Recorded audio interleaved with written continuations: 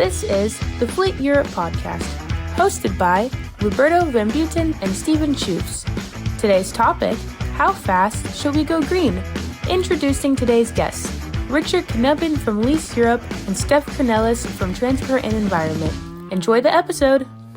Hello and welcome at this first Fleet Europe podcast. And in this podcast we discuss the most relevant trends and news from the fleet and mobility industry. I'm Luberto van Buiten, Editor-in-Chief at Nexus Communication, and we are the publisher of FleetEurope.com and GlobalFleet.com. And also we do a lot of live events like the Fleet Europe Days. And I will be the host of this podcast, but I won't do it alone, of course. Across the table here is Steven Schoefs, my colleague and our manager, strategic relations. Steven, what does that mean? Well, thank you very much for having me in this first podcast of Fleet Europe. As head of strategic relations, I'm trying to see where we can create new business opportunities for our company, but also building stronger communities in fleet and mobility on an international level. That are my main tasks. Yeah, and I think in every community and on every level, the greenification, sustainability, electrification are the main topics at this moment?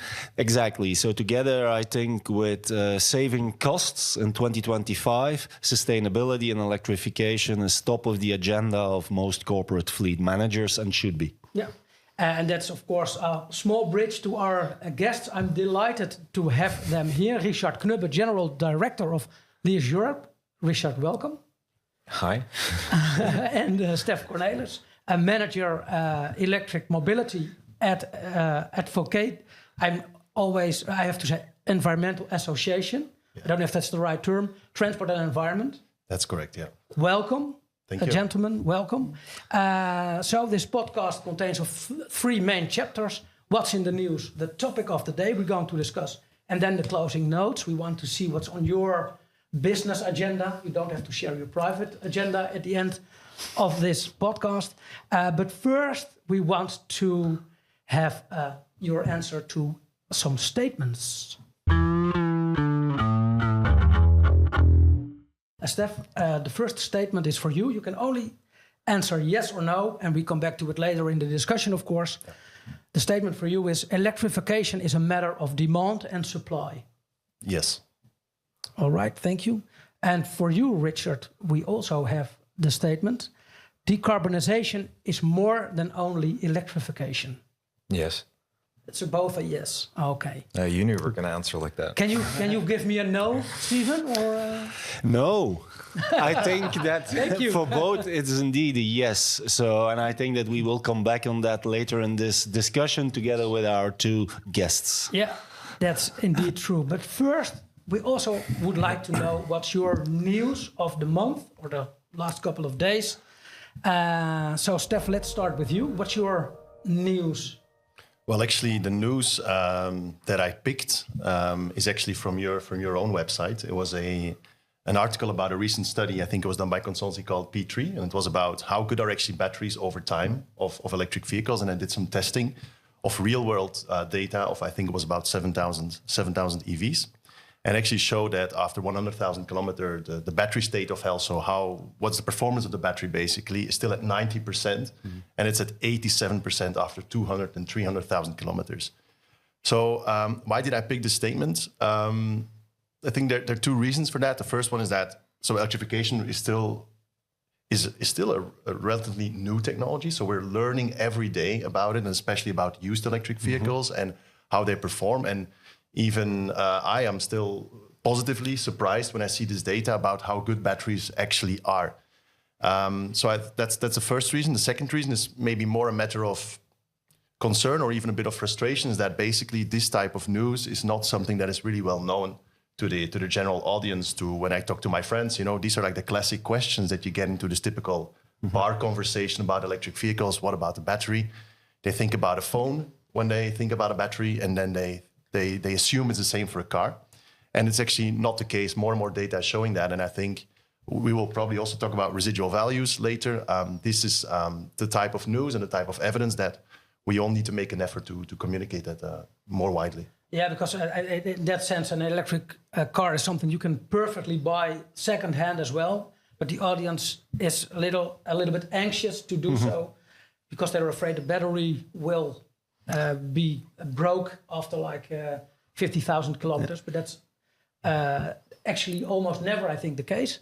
No, and one point I want to add is actually, I think that the study even says that they expect batteries to last for like 20 years. Also because of stationary appliance, so you can then use it to store energy. And this is really quite interesting, right? Because you see even companies like Umicore, who have been making investments into recycling, are actually now sometimes need to roll back investments because the batteries are actually lasting longer than everyone is expecting. So yeah, this is for me a very important news item that influences basically everything that will happen also in the future on buyers' behavior, etc. All right, thanks. Richard, what's your news for today? Well, I must admit what's caught my attention mostly the last 2-3 days is the news coming out of the United States, which is not necessarily leasing specific, obviously, but I'm very interested to see what the US intends to do with regards to tariffs, and not just on vehicles for that matter, because Leaseurope, we represent the wider leasing industry in any kind of equipment. So what will this do to relationships between European manufacturers and the US market, vice versa, tariffs, instability in the market or not? I don't know the answer, but this definitely catches our attention. Yeah, I think the European Association for OEMs, the ASEA, is already a little bit shaky on possible tariffs. They just wrote yes to the U.S. administration with an open invitation to start negotiations. Yeah, and I think the first or second thing Trump did was erase the Paris mandate or climate agreement. Yeah, Exactly. And that was my pick, so it's in line with, of course, what Richard is already mentioning. So it's a little bit worrying, although we could have expected it based on the intentions that we heard from Trump during his campaign. But it's a little bit worrying, of course, that the second, let's say, largest country in terms of carbon pollution after China, the United States, is now, let's say, saying no to the Paris Agreement, although that even they must admit that climate change has impact if you look at what happened recently in California. So that worries me, yes. Also because, of course, the United States should be and could be the big ambassador in terms of sustainability and fight against climate change, and a little bit, it annoys me a little bit that this is happening immediately on the first day of his new presidency. Yeah, it gives the feeling that we're going like 10 years back in time, I think, at this moment, thanks to Mr. Trump. But well, I understood that the Americans think, oh, well, in 4 years, we have new elections and we see what happens then. Yeah, it's a matter of perspective, I think. Stephen, my news, I thought I would select something myself as well. I read your Xavier Peugeot interview on fleeteurope.com. Sorry. It's good that you have read it. Yeah, of course. I should, right? It was not bad. but he was saying that he thinks Xavier Peugeot will reach the goal of having 20% electric LCVs in the Stellantis fleet. In 2025. In 2025. Yes. Yes. Is that a lot? Is that a big achievement? Or is that, how do I have to see that? Well, I think if you look a little bit at what is happening in the industry, that if we talk about electrification and sustainability, then we can all admit that for commercial vehicles, there is even a bigger challenge and a bigger step to turn or to convince customers going fully electric. So if Xavier Peugeot, who is a top executive for Stellantis Pro One, the commercial vehicle division at Stellantis, is saying that he is convinced that they will reach the target of 20%, then I think this is quite an important statement, and it's an ambitious target. If you look a little bit at the moment what is happening in that area, I think that 20% is good. It should be better in the upcoming years, but Of course, there are some parameters also that needs to be taken into account. It's not only just the product. We will talk about it later. Yes, it's also infrastructure. It's also payload, etc. That is crucially important for those customers. So I think that is already an ambitious target for 2025. What do you think, Stef? Is it indeed ambitious, 20%? I mean, what we see is that the CO2 standards for light commercial vehicles are actually less ambitious than the car CO2 standards. So this also explains the dynamic where the electrification of that segment is going slower than the electrification of cars themselves. So I think it's encouraging that you have a car maker saying, okay, you know, we can reach that target also for LCVs. When you look at how battery technology is developing, you even see now that, you know, for heavy trucks, we're seeing that actually we're going into full electrification. So I think from a technological point of view, there should be no barriers in the future that we can also go full electric in that segment. Of course, challenges remain with regards to charging infrastructure, but these, we'll also talk about it probably later, but these are also things that are solvable. Yeah. Richard, what do you think? And also, I think for leasing companies, it's a challenging market, right? The LCV. Yeah, I mean, electrification. Depending on the country, about a quarter to a third of the fleet is actually LCVs. Mm-hmm. So we provide a lot of these vehicles. The thing is, not only do you have a model lineup available, but you also need a model lineup at an affordable cost point, because at the end of the day, it's a TCO calculation. So if you're replacing an ICE vehicle with an EV vehicle that's 3 times as expensive, it's going to be a hard sell to customers to actually buy that vehicle. So you have price, you have availability, and indeed you have utility. So depending on how the vehicle is used, I mean, is the range sufficient, or do you need to factor in too many charging times that the cost is going to be higher? Now, we've been making the point that LCV electrification is kind of a no-brainer for many, many years, but there has always been other factors at play that made it very difficult. Mm-hmm. Cost, of course, being one of them. And then generally speaking, there's also this chicken and the egg argument, right? Well, we won't build them because we don't think there's going to be customers for them. And, you know, that argument works both ways. Yeah.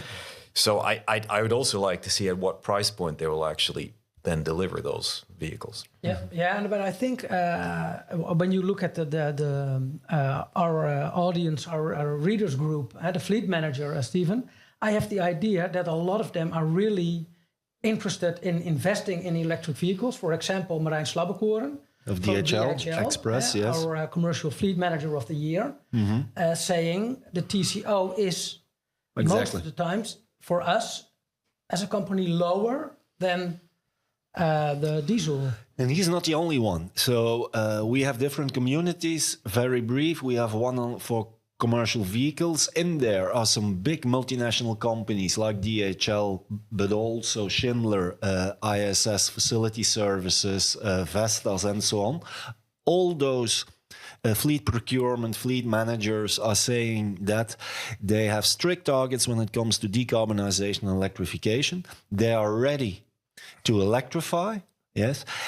The only thing is, and that on the TCO side, the TCO of their electric vehicles are, in most cases, competitive with the diesel vans, but that they have other challenges. And then it comes to what you are saying, Richard, challenges around the utilization of those vehicles, the payload of those vehicles, and more grid capacity. In some countries, like for example in the Netherlands, you're from the Netherlands, big companies with large LCV fleets start to have issues in terms of charging their fleet of LCVs seamlessly when they need to be charged. And it's a little bit contradictory that those companies even now need to purchase or lease diesel vehicles because they can't charge their eLCVs as they want. Let's dive deeper into this topic because we seamlessly moved into our next chapter, the topic of the day.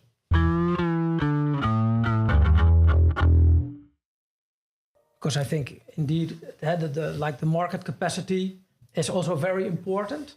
But first I want to come back to your statements. Stef, your statement was electrification is a matter of demand and supply.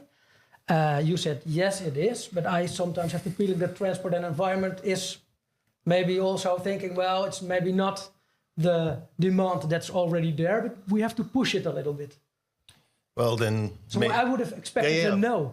No, but then maybe, if you look at our work, especially over the past 5 years, we have been focusing a lot on the supply side. Also, I personally have been working a lot on the CO2 emission standards for truck manufacturers. So we have been focusing a lot on that aspect. I think that, the transition to zero-emission vehicles and electromobility, I always see it a bit as a triangle between supply, demand, and charging infrastructure. I think these are like the three really key factors that you really need to invest in and make sure that these things are working. So why did I answer yes to your question? Is that the supply side is very important. We also just talked about it with the LCVs and manufacturers stepping it up. We're seeing that now because of the CO2 emission standard for cars, that the car makers are now going into mass production of more affordable EVs. But of course, demand is also an important piece of that puzzle. And that is something that at the moment in Europe we're missing. We don't have a demand instrument at the moment for electric vehicles. And just to give you maybe two very quick examples to prove that point is that when you look in Germany has a fiscal system that is not very smartly designed. It basically means that the tax that you pay for owning an electric car or a petrol car, the differences, so that tax gap, so to say, is very, very small. If you look at the country, for example, like Belgium, they have recently reformed fiscality for company cars. They increased the tax gap or the tax wedge between those two technologies. And what do you see? The demand is now going very, very fast. So that's why it's a yes to your answer. Is that it's definitely an interplay of the two. And also we as an organization, we are working very hard on all these three aspects, being supply, demand, and also the charging infrastructure. What do you think of this, Richard? I obviously agree that there's an issue of supply and demand. But for us, it's an issue of supply and demand in the primary market, and it's an issue of supply and demand in the secondary market. Those have to work together, because what's often forgotten is that we buy vehicles, but then we also have to resell the vehicles. Mm-hmm. And what matters is the price point at which we buy the vehicles, whether there's an increase in that or not, whether there's a volatility there, and then the price point at which we think we can resell the vehicle and the volatility in all of that. I think maybe I should start with pointing out that we're not anti-EV. I mean, we are the largest buyers of EVs in Europe, and we've been increasing the share of EVs in our fleets year on year.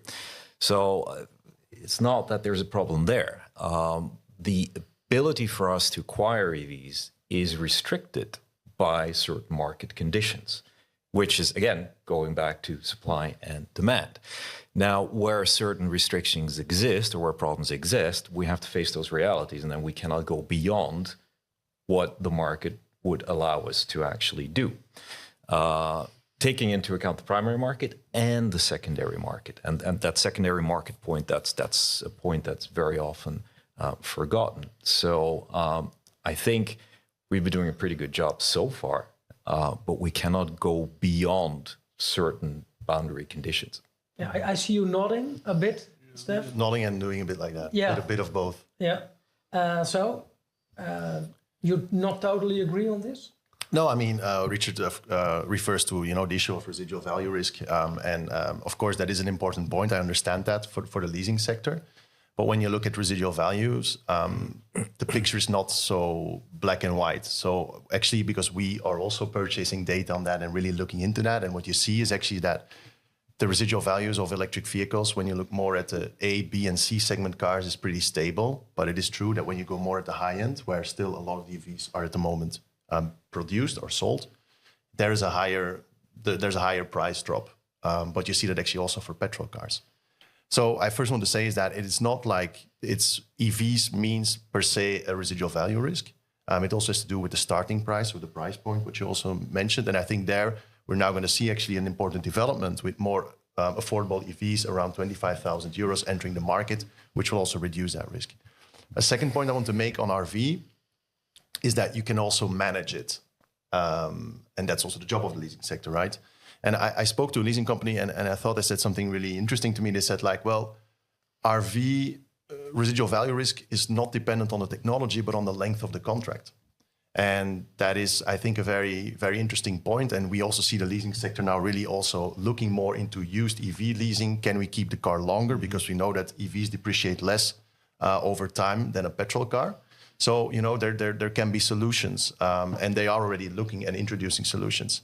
So what I want to say is that there is always a risk, but you can manage the risk. And it's not a reason to say, okay, we cannot accept or support any targets for 2030. We're not talking about something that will kick in immediately today or tomorrow.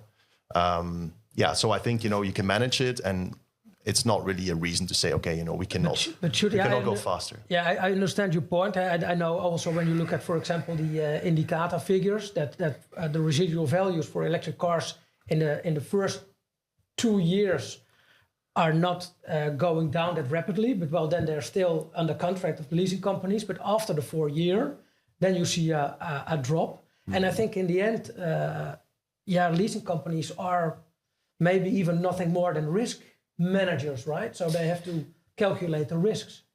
Yeah, I mean, if I can just respond to a couple of things Stef said. I mean, in 2023, T&E released a report on residual values, arguing that we are way too conservative in the residual values that we're setting.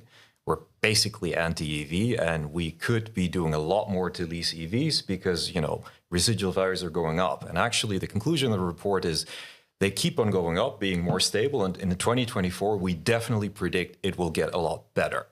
It's a bit disingenuous to say that EVs residual values have done well. I mean, indicator data over 2024 clearly shows a weighted average basket of 35 to 40% worse than their ICE equivalents. Now, that is something we have to factor in. And in fact, it is becoming such a problem now that, we have regulators asking questions on the risk profile of these assets. And a risk profile has to be accounted on the balance sheet. It has to be accounted in the capital requirements that you set aside. So that costs money. That inevitably has a price impact. So we have to factor that in. So in fact, in 2023, we're actually, as opposed to the T&E report, too conservative. We're too optimistic compared to the book values that we're realizing now in 2024. Now, that is a fact of life that we have to deal with. And that is directly related to the secondhand market. But this means that you predict that in 2025, probably the lease price for battery electric vehicles will probably increase compared to 2023, 2022, because leasing companies will... It kind of depends. We see for certain types of EVs, certain models in particular, that indeed the lease prices actually have to increase already to compensate for the risk. This doesn't go for all the models. It's not an across-the-board thing. What I'm saying is we're trying to manage that risk. We're trying to manage that equation as well as we can. But if we were forced to go in accordance with an arbitrary threshold, that would get a lot worse because we would lose the ability basically to manage that risk with our own levers. Yeah, because I also want to go to the next topic, but to conclude this, I don't think we are going to agree on the RV. But I think what we can agree on, maybe, is that how we can push electric cars into the market, in the primary market. But maybe there's the European Union and also the countries are not doing enough to facilitate buying a second-hand electric cars. Yeah. So should the solution not be there on the second-hand market instead of only pushing on the primary one? I think, and then you can react, but I think the discussions that I've had, even with some CEOs of leasing companies, there were a few that said, well, and also experts, and I think it's an interesting idea. We see that at the moment, if you look at the uptake of electric vehicles, being it for corporate fleets, being it for the private customer, then everything that is linked to a certain incentive is important. Yes? Once that the incentives drop, we also see a drop in terms of the uptake of those battery electric vehicles. Now, the reality is that at the moment for the private customer, there is no much appetite to buy or lease a second-hand battery electric vehicle. Even though, as Stef has mentioned, that the technology is there, that the batteries last longer than many expect. So in principle, there is nothing that should prevent you from having that used electric vehicle.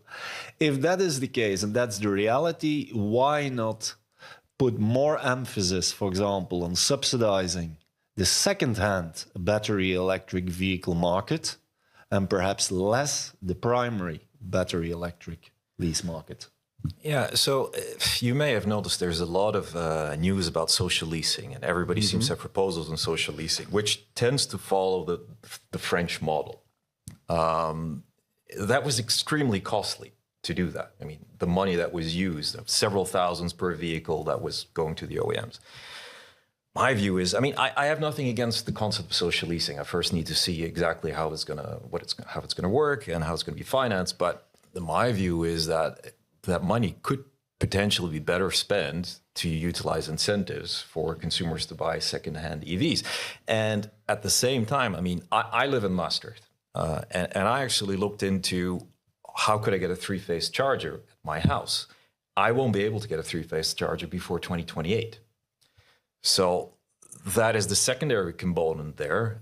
You do actually need to enable people to charge that vehicle, which requires major changes to the infrastructure. That is, of course, not an EU competency. That's more of a national competency. But if you take the Netherlands, especially the south of the country, that's not in the best of shapes to address that.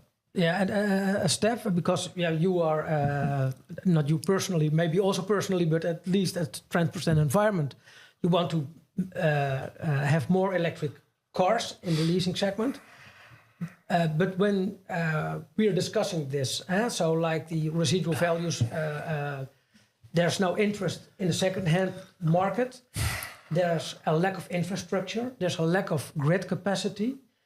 Yeah, how much can the market absorb? Do you, when you do research on that, do you also take into account that part of the market? Yeah, I think it's important to kind of also bring a bit of another perspective here in this debate. That's why you're here. Exactly. That's my role. So let me first start with the primary market. Yeah, because we're also a climate organization. Yeah, and we want to basically accelerate the transition from ICE cars, so petrol and diesel, to electric vehicles. Now, if you look at the leasing market or the corporate market, it's the biggest market out there in Europe. And this market is a subsidized market in that sense that if you lease a car as a company, you're getting benefits that I wouldn't get if I would be a private individual. So if you're getting this much advantages, this market should also be expected to go faster, much faster than the rest of the market.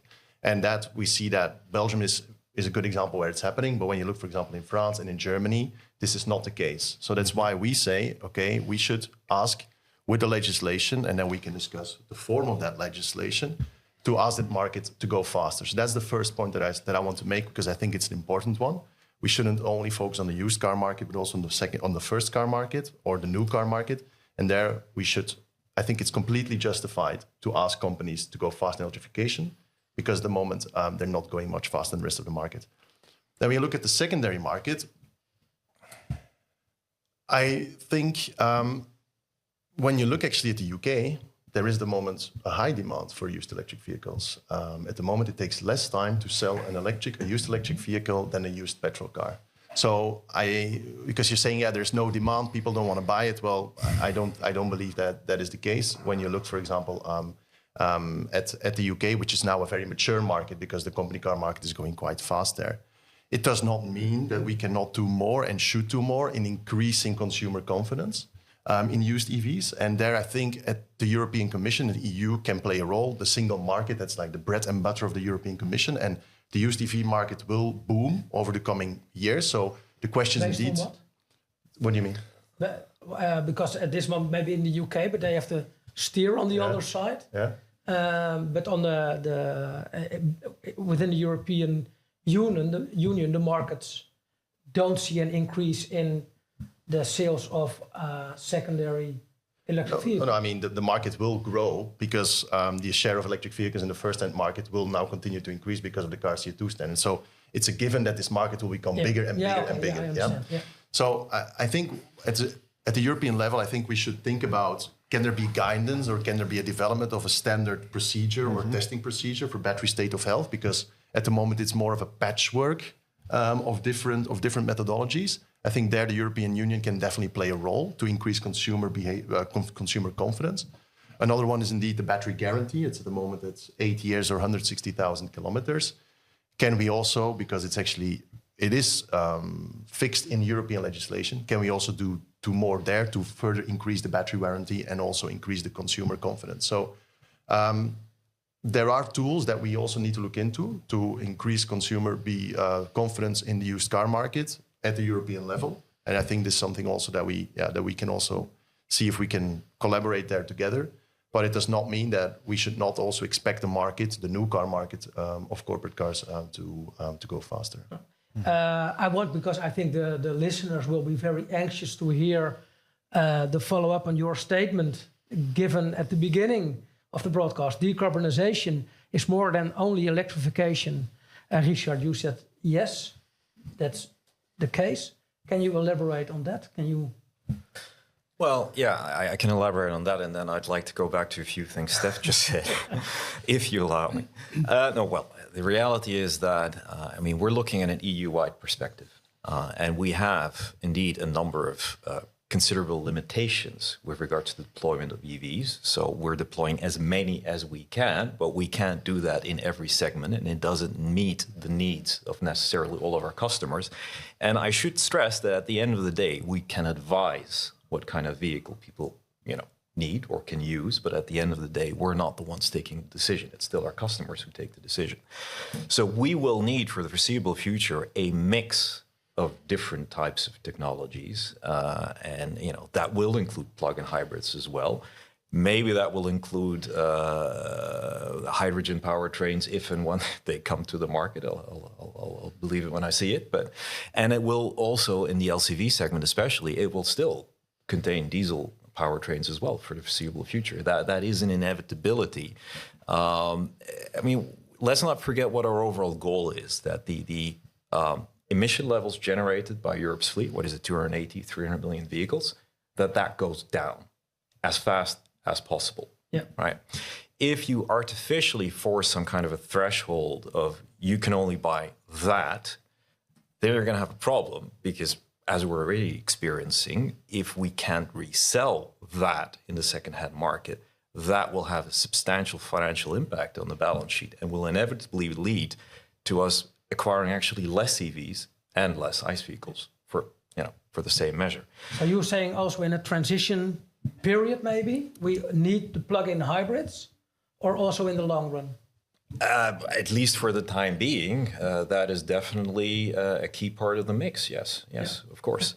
Now, as to what Stef said regarding battery health, there is something we fully agree on. I think there is no objective. Actually, there are various options already, but it's not put in European legislation.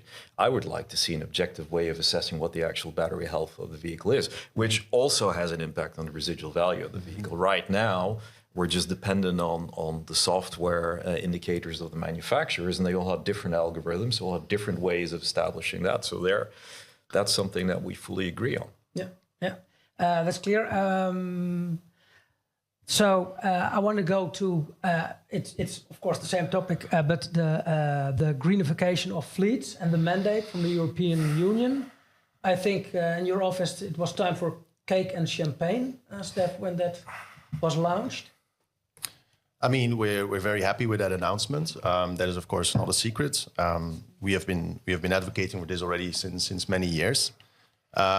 There are several reasons for that. As I said, it's the biggest market. They drive much more, so there's a lot of CO2 saving potential. And at the same time, there's a social aspect of these cars entering the used car market much faster, because a lot of people buy used cars, and that we need to give them access to EVs. So I want to also react to one point, is that, the mandate, I think, what we are asking for is is not something extremely radical. Yeah, what we're asking for in our position is that the European Commission sets a target for big fleets to go fully electric by 2030. And with big fleets, we're talking about fleets that have 100 cars or more.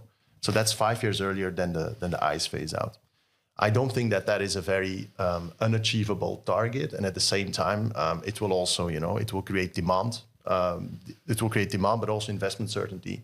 It will help leasing companies to further to plan, but also the grid operators, because we talked about the grid. And when I talk to e-mobility providers, big companies that install grid infrastructure, indeed, there are still problems with bottlenecks, grid planning. And they say, well, if we have more certainty, if we have this demand instrument, then we can plan better. And I think this is also how this can also really help to further improve the ecosystem for EVs. I think it's a little bit broader than that. I fully agree, that a target is always good. I don't know if a straightforward mandate is the right thing. If we look a little bit at the community of international fleet managers that we have, we did a global fleet survey. We do it every year. We talk to them, etc. There are a few elements that come back. On a global level, so really the multinationals, they say, okay, we want to go 100% in Europe, if also the ecosystem is going with us, yes?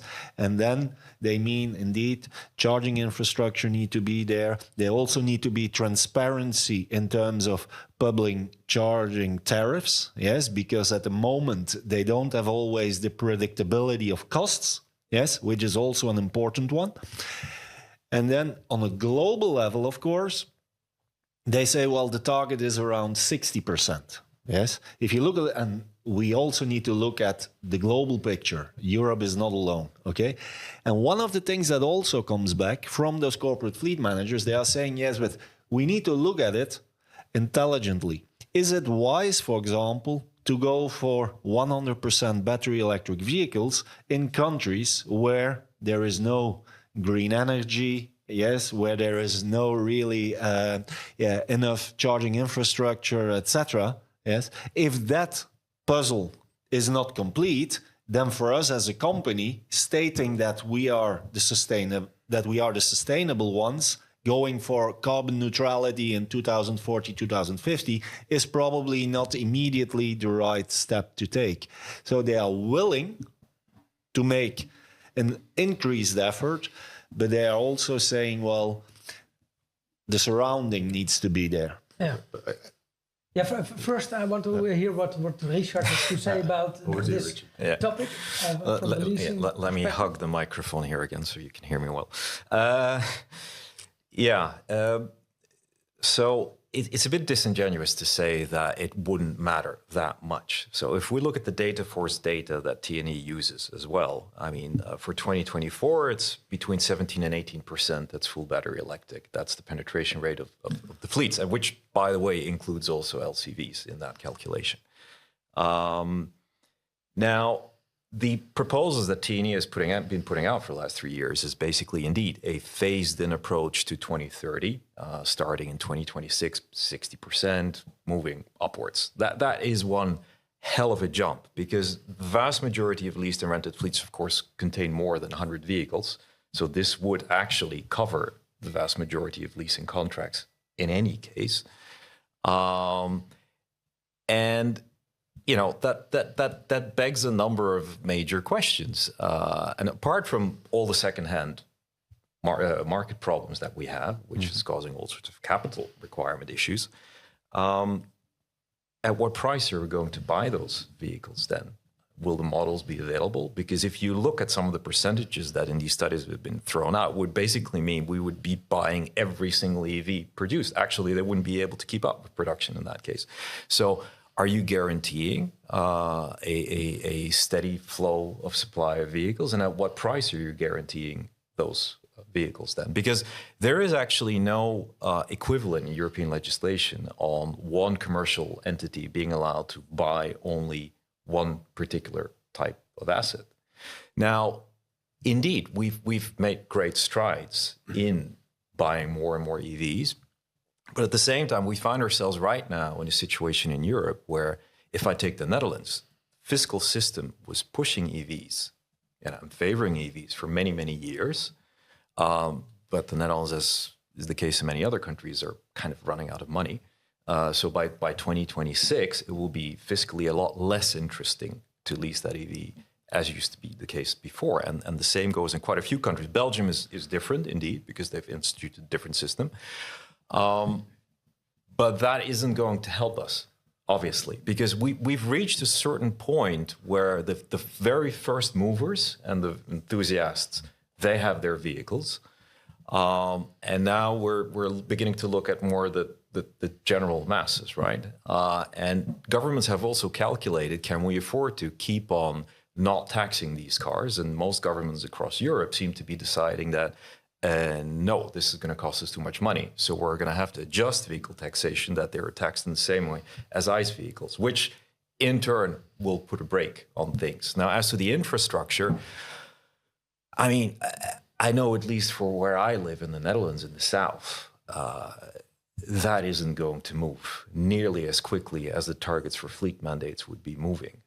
I mean, the major power connector coming to the south of the Netherlands will be finished in 2035. So I don't see the market move as quickly. Okay, a quick response, Stef. The market cannot absorb all those electric vehicles if indeed the fleet owners should be able to buy only electric vehicles. I don't agree with those statements, and I'll explain why. So first of all, on saying, that then if you set targets for big fleets as of 100 cars, they need to buy every single EV that will be available in 2030. Well, that is not correct. In 2030, 60% of all new sales need to be electric. And I mean, we can crunch the data, but that is not correct. There's also going to be still a lot of other EVs available. We also, I mean, you're going to be at 60% in 2030. So it's not like a monopoly. And where you enter suddenly an EV market, you're like, oh no, I cannot choose. There's no competition. It's going to be the majority of the market. So I don't think that these arguments are actually that they really that they make sense. Also on the statement on the used EV market, and it's really difficult. As I said again, if you look now in the UK, there is actually high demand. And again, with the used EV leasing, I think there is a very favorable solution for leasing companies now to actually keep the client longer and to really see electromobility also as an opportunity for leasing companies, because it's the future, and I think it's more smart to start embracing that future and see what you can do. And I see some really interesting initiatives now emerging. So I would actually also really like to underline that this is also an opportunity for leasing companies. On the charging infrastructure, and also what you said also, Steven, we need to make sure that the electricity is clean, and that is also makes sense.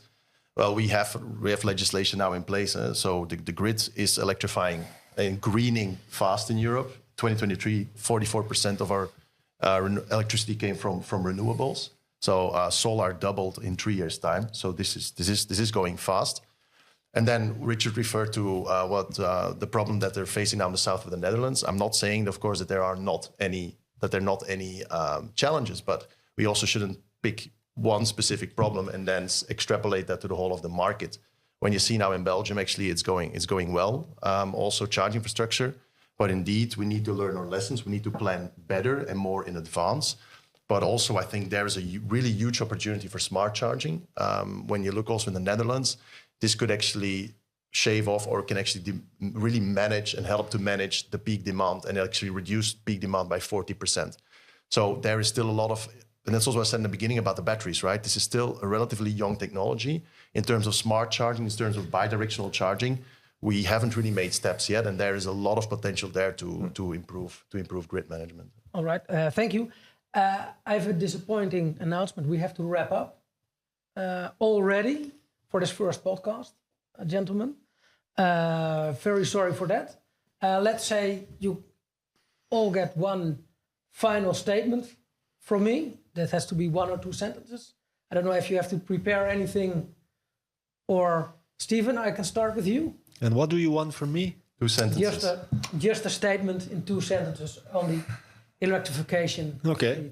Well, I am really pleased to see that in the community of corporate fleet managers that we are in contact with, that those fleet managers are really engaged in terms of sustainability. For many years now, sustainability has been the number one business objective of those fleet managers and multinational companies.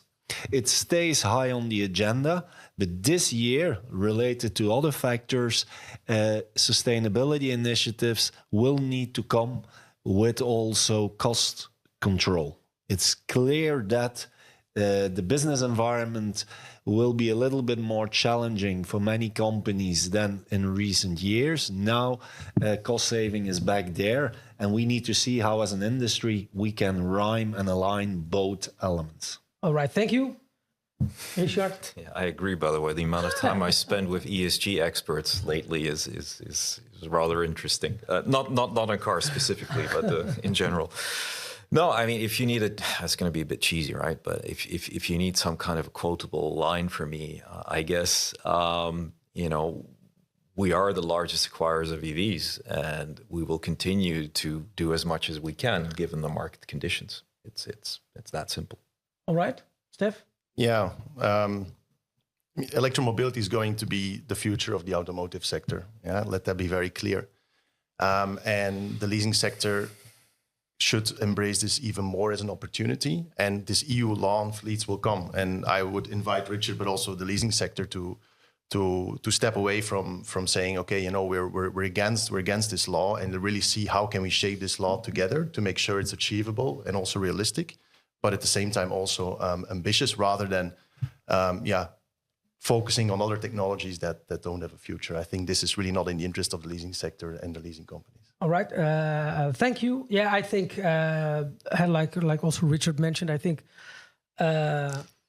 leasing companies are electrifying, are adapting to that new reality in their own speed. I think there has to be a lot more investments in infrastructure, and we need to have the consumers that buy second-hand cars, make them realize that they're perfectly fit, I think, in 99% of the used cases, right? And we have to come up with a solution, and there are maybe already solutions for the grid capacity. So I think we are all moving in the more or less same direction, but maybe not in the same speed as everyone would like to. But then it's time already for our last chapter of this podcast, the closing notes. Yeah, and that's just because we want to hear what's on your agenda in the coming weeks. Maybe there's an event, there is some meeting you have to attend that can be interesting to our audience. Stef, I start with you. Yeah, I mean, we're working hard on. So at the end of February, the European Commission will come forward with a clean industrial deal. It's going to be a strategy on how can we really promote also made in EU technologies, which we very much support.